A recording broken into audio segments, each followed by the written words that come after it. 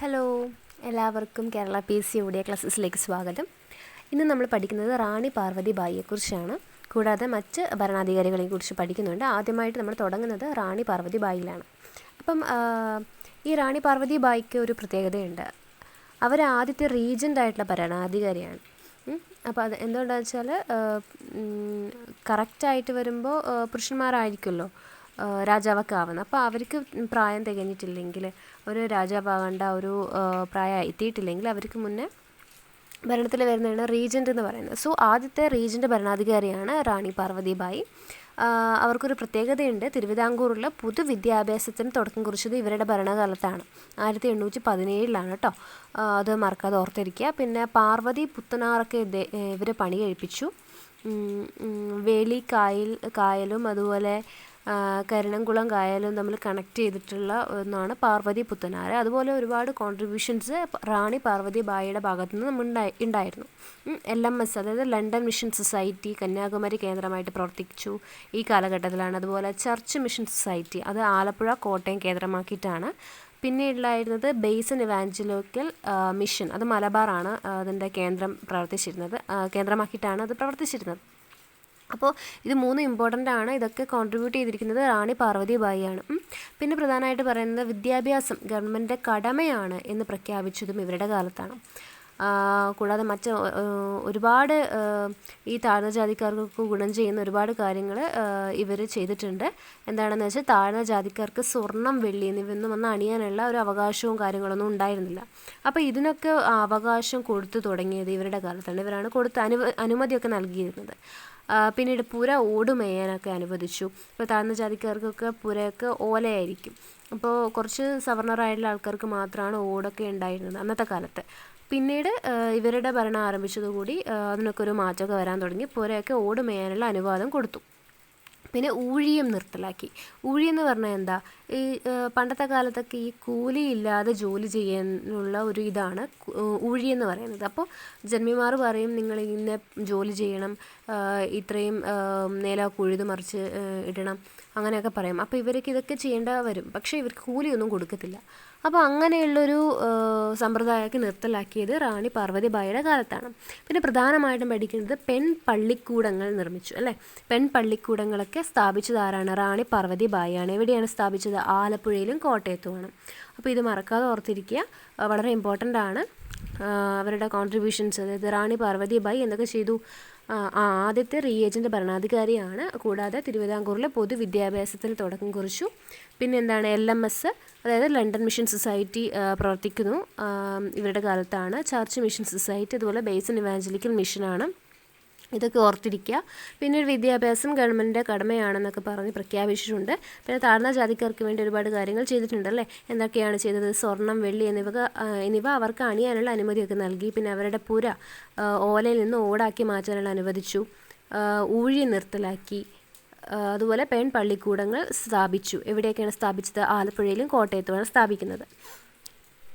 അടുത്തത് പഠിക്കുന്നത് സ്വാതി തിരുനാളിനെ കുറിച്ചാണ്. അപ്പോൾ സ്വാതി തിരുനാളിന് പൊതുവെ അറിയപ്പെട്ടിരുന്നത് ഗർഭശ്രീമാൻ, ദക്ഷിണ ഭോജൻ, അല്ലെങ്കിൽ കലാകാരന്മാർക്കിടയിലെ രാജാവ്, രാജാക്കന്മാർക്കിടയിലെ രാജാവ്, അങ്ങനെയൊക്കെയാണ്. കൂടാതെ ഇനിയും വിശേഷണങ്ങളുണ്ട്. സംഗീതത്തിലെ രാജകുമാരൻ, ഛത്രപതി എന്നൊക്കെ വിശേഷിപ്പിച്ചിട്ടുണ്ട്. മറ്റൊന്നുമല്ല, അദ്ദേഹം സകലകലാ വല്ലഭനായിരുന്നു. ഭയങ്കര സംഗീതത്തിലൊക്കെ ഭയങ്കര കഴിവൊക്കെ ഉള്ള ആളായിരുന്നു.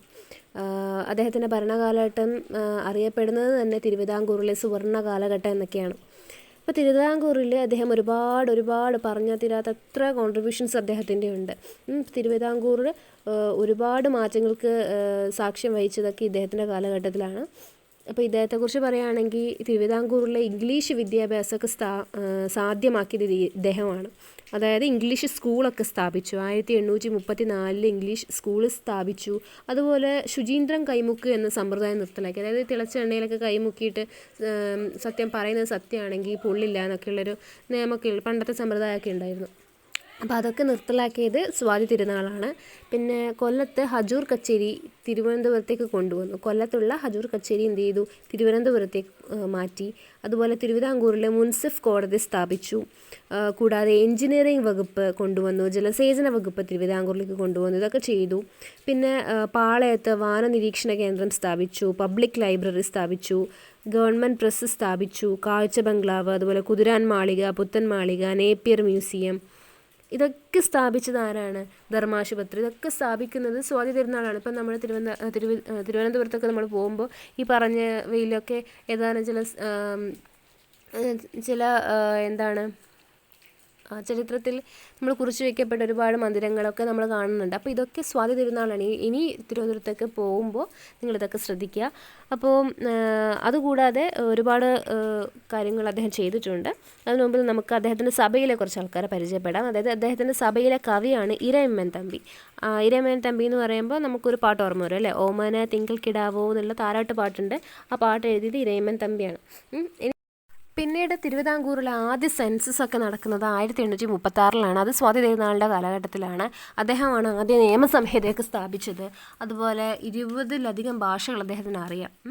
അപ്പോൾ പിന്നീട് അദ്ദേഹത്തിൻ്റെ പ്രധാനപ്പെട്ട കോൺട്രിബ്യൂഷൻ എന്ന് പറയുന്നത് തിരുവിതാംകൂർ സേനയ്ക്ക് അദ്ദേഹം നായർ ബ്രിഗേഡ് എന്ന് പേര് കൊടുത്തു. അതുപോലെ യൂണിഫോം സിവിൽ കോഡൊക്കെ കൊണ്ടുവന്നത് സ്വാതി തിരുനാളാണ്. അപ്പോൾ ഒരുപാട് കോൺട്രിബ്യൂഷൻസ് ഉണ്ട്. ഇത്രയും കാര്യങ്ങൾ തന്നെ നമുക്ക് പഠിക്കാനുള്ളൊരു സൗകര്യപ്രകാരം നമ്മൾ ഉൾക്കൊള്ളിച്ചതാണ്. ഇനി ഒരുപാട് കോൺട്രിബ്യൂഷൻസ് ഉണ്ട്. ഇനി നമ്മൾ അടുത്ത് പഠിക്കുന്നത് ഉത്രം തിരുനാളിനെ കുറിച്ചാണ്. അദ്ദേഹത്തിൻ്റെ കാലഘട്ടം 1847 മുതൽ 60 വരെയാണ്. സ്വാതി തിരുനാളിൻ്റെ അനുജനാണ് ഇദ്ദേഹം. പിന്നീട് ഇദ്ദേഹത്തിൻ്റെ കാര്യം പറയുകയാണെങ്കിൽ പെൺകുട്ടികൾക്കായിട്ടുള്ള വിദ്യാഭ്യാസമൊക്കെ ആരംഭിക്കുന്നത് ഇദ്ദേഹത്തിൻ്റെ കാലഘട്ടത്തിലാണ്. അതുപോലെ ആദ്യത്തെ പോസ്റ്റ് ഓഫീസ്, തിരുവിതാംകൂറിൽ ആദ്യമായിട്ട് പോസ്റ്റ് ഓഫീസ് വരുന്നത് കേരളത്തിലെ ആദ്യത്തെ കോൺക്രീറ്റ് പാലമാണ് കരമന പാലം, ഇദ്ദേഹത്തിൻ്റെ കാലത്താണ്. പിന്നെ ചാനാർ സ്ത്രീകൾക്ക് മാറുമറയ്ക്കാനുള്ള അനുമതിയൊക്കെ കിട്ടിയത് 1859 കാലഘട്ടം, അതും ഉത്രം തിരുനാളിൻ്റെ കാലഘട്ടത്താണ്. ആദ്യമായിട്ട് ക്യാമറയ്ക്ക് പോസ് ചെയ്ത ഒരു മഹാരാജാവ് ആരാണ്? ഉത്രം തിരുനാളാണ് അല്ലേ. അപ്പോൾ കുറച്ചുകൂടി മോഡേൺ നമ്മുടെ ക്യാമറയ്ക്കൊക്കെ പോസ് ചെയ്തിട്ടുള്ള മറ്റുള്ളവരുടെയൊക്കെ ചിത്രങ്ങൾ, വരച്ച ചിത്രങ്ങളാണ് നമ്മുടെ കയ്യിലുണ്ടാവുക. നമ്മുടെ ചരിത്രം പരിശോധിക്കുമ്പോൾ നമ്മുടെ കയ്യിൽ ആരെങ്കിലുമൊക്കെ ചിത്രകാരന്മാർ വരച്ച ചിത്രങ്ങളായിരിക്കും. പക്ഷേ ആദ്യമായിട്ട് നമുക്കൊരു ഫോട്ടോ കാണാൻ പറ്റുന്നത് ഉത്രം തിരുനാളിൻ്റെ കാലഘട്ടത്തിലാണ്. അദ്ദേഹമാണ് ആദ്യമായിട്ട് ഫോട്ടോ ക്യാമറയ്ക്ക് പോസ് ചെയ്തത്. അടുത്തതായിട്ട് നമ്മൾ പഠിക്കുന്നത് ആയില്യം തിരുനാളിനെ കുറിച്ചാണ്. ആയില്യം തിരുനാൾ 1860 മുതൽ 1880 വരെ ഭരിച്ചു. ഇദ്ദേഹം തിരുവിതാംകൂറിന് മാതൃകാ രാജ്യം എന്ന പദവി ലഭിക്കുന്നത് ഇക്കാലത്താണ്. അപ്പോൾ ഇദ്ദേഹത്തിൻ്റെ കാലത്താണ് തിരുവിതാംകൂറിന് മാതൃകാ രാജ്യം എന്ന പദവിയൊക്കെ ലഭിക്കുന്നത്. അതുപോലെ തന്നെ ഭൂപരിഷ്കരണ നിയമങ്ങളൊക്കെ ഈ കാലത്താണ് നടക്കുന്നത്. പണ്ടാരപ്പാട്ട വിളംബരം പ്രസിദ്ധമാണ്. പണ്ടാരപ്പാട്ട വിളംബരം തിരുവിതാംകൂറിൻ്റെ മാഗ്ന കാർട്ട എന്നൊക്കെ അറിയപ്പെടും. അതെന്താണെന്ന് വെച്ചാൽ സർക്കാർ ഭൂമിയിൽ കൃഷി ചെയ്ത കർഷകന് അതിൻ്റെ ഉടമസ്ഥാവകാശം അല്ലെങ്കിൽ പട്ടയം നൽകുക എന്നതാണ് പണ്ടാരപ്പാട്ടെന്ന് പറയുന്നത്. 1865 പിന്നെ ജന്മി കുടിയൻ വിളംബരം 1867. പിന്നീട് സെക്രട്ടേറിയറ്റ് മന്ദിരമൊക്കെ പണിതു ആയില്യം തിരുനാൾ. 1869 ഓഗസ്റ്റ് 23 അതിൻ്റെ ഉദ്ഘാടനം. അതിൻ്റെ പുനലൂർ തൂക്കുപാലമൊക്കെ പണിതു. അതിൻ്റെ എഞ്ചിനീയർ ആൽബർട്ട് ഹെൻറിയാണ്. പിന്നെ ആദ്യത്തെ സിവിൽ ഹോസ്പിറ്റൽ അല്ലെങ്കിൽ ജനറൽ ഹോസ്പിറ്റലൊക്കെ സ്ഥാപിച്ചു. ട്രിവാൻഡ്രം ആർട്സ് കോളേജ് സ്ഥാപിച്ചു. മെൻ്റൽ ഹോസ്പിറ്റൽ സ്ഥാപിച്ചു. സർക്കാർ ഉദ്യോഗസ്ഥർക്ക് വസൂരി വാക്സിൻ നിർബന്ധമാക്കി. പിന്നീട് ഗാന്ധിജി അത്ഭുതത്തോടു കൂടി ഓർത്തത് ഇദ്ദേഹത്തെ പറ്റിയിട്ട് ഓർത്തിട്ടുണ്ട്. ആയില്യം തിരുനാളിനെ പറ്റി ഇന്ത്യൻ ഒപ്പീനിയനിൽ പത്രത്തിൽ ഗാന്ധിജി എഴുതിയിട്ടുണ്ട് ഇദ്ദേഹത്തെ പറ്റി. സെക്രട്ടേറിയറ്റിനെ പറ്റിയിട്ടൊക്കെ എഴുതിയിട്ടുണ്ട്.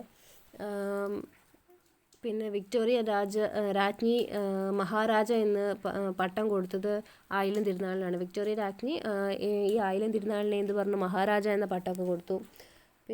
അപ്പോൾ ഇന്നത്തേക്ക് ഇത്ര മതി. അപ്പോൾ വീഡിയോ എല്ലാവർക്കും ഇഷ്ടമായിട്ടുണ്ടെങ്കിൽ ലൈക്ക് ചെയ്യുക, കമൻറ്റ് ചെയ്യണം, പിന്നെ സബ്സ്ക്രൈബ് ചെയ്യണം ആദ്യമായിട്ട് കാണുകയാണെങ്കിൽ. അപ്പോൾ ഹാപ്പി ലേണിംഗ്. അടുത്ത വീഡിയോ ആയിട്ട് നെക്സ്റ്റ് ഡേ കാണാം.